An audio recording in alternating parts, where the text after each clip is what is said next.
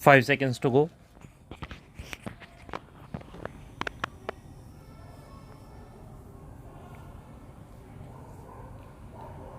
Start.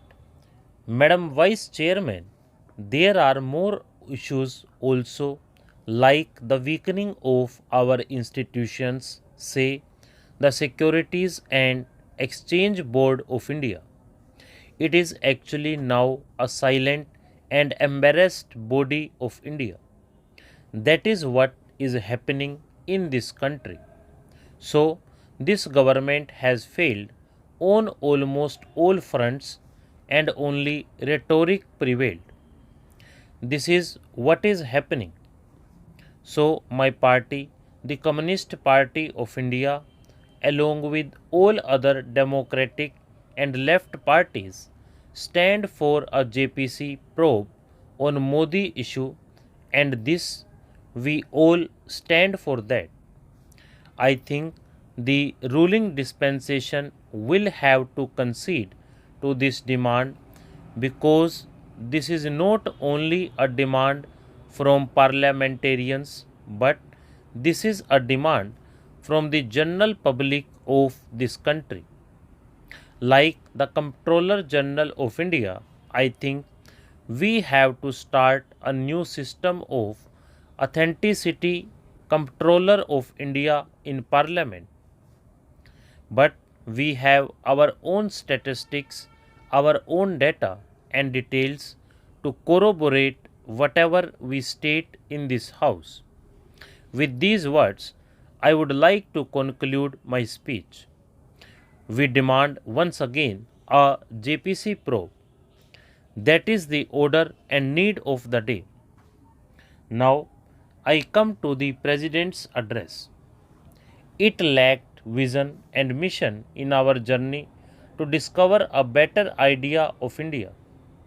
For me, the idea of India that we need at the moment is what Tagore envisioned in 1903.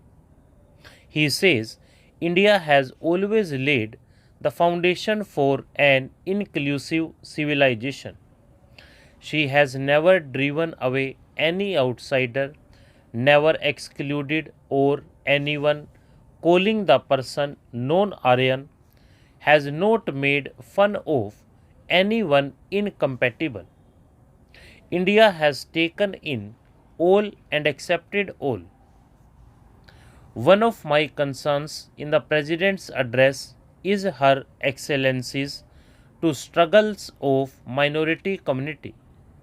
India's largest minority, that is Muslims, has not even once discussed by the President. We know that there has been an increase in the targeted attack and demolition of houses in the Muslim dominated localities in Uttar Pradesh, Uttarakhand, Assam, and Madhya Pradesh. The President, who holds a constitutional position, should have condemned this systematic discrimination against Muslims at the hands of various state governments and public.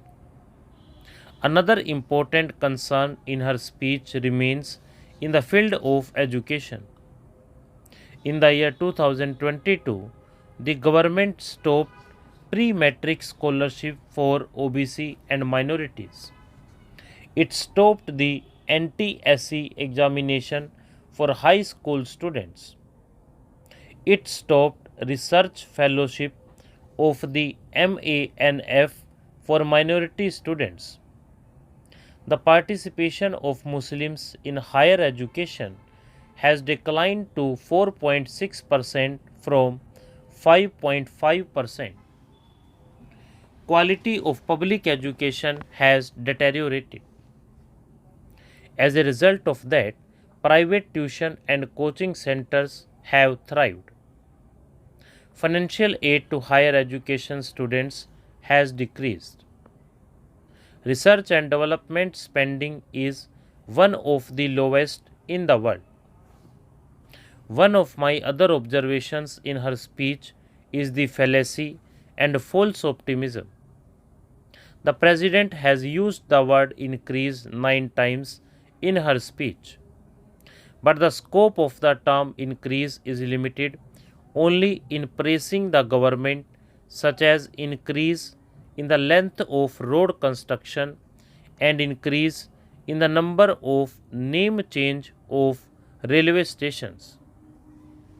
With this logic of her speech, my age also increased from 71 to 72 last year, and it will further increase this year.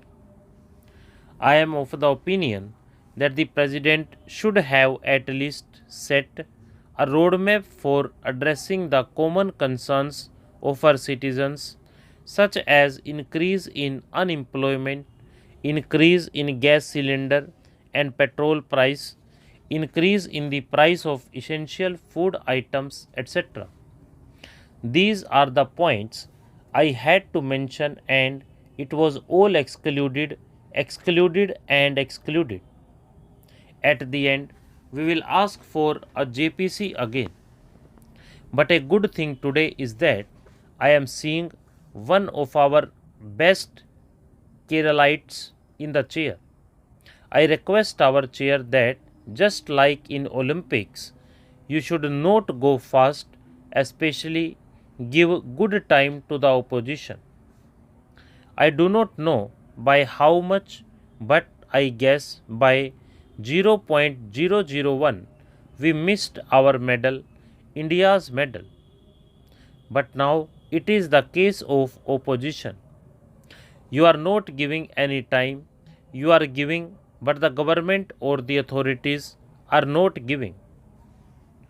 I praise your coming here and not really interfering, otherwise, today morning, what was happening? Always the chair speaks, at least you are not speaking. The chair interferes much more than the speaker. So, that is not here. I congratulate you. I condemn the government of India for excluding especially Muslims. No single word Muslim is used. You know how much percentage we have in India, but the President has not used the word Muslim even once. We again and again condemn this sort of exclusion. Thank you very much for giving me time. Madam, thank you very much. It is good to see you in the chair. Congratulations. I am very happy to be given time to speak on the motion of thanks on the President's address. I support it with all my heart. Honorable Vice Chairman, Madam, the Honorable President in her speech had said, our heritage connects us to our roots and our development gives us the courage to reach out to the sky. That is why my government has chosen the path of consolidating heritage and giving priority to development. So, heritage and modernity and heritage and development go hand in hand. And it has been proven time and again that civilizational cultures which do not have deep roots fall and crumble. Why has our civilization survived for millennia? Perhaps the reason is that our roots are very deep, and I would like to reiterate them.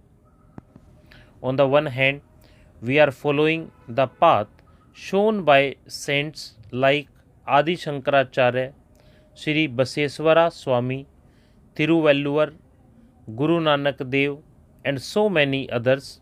On the other hand, today, India is also becoming a hub of high-tech technology.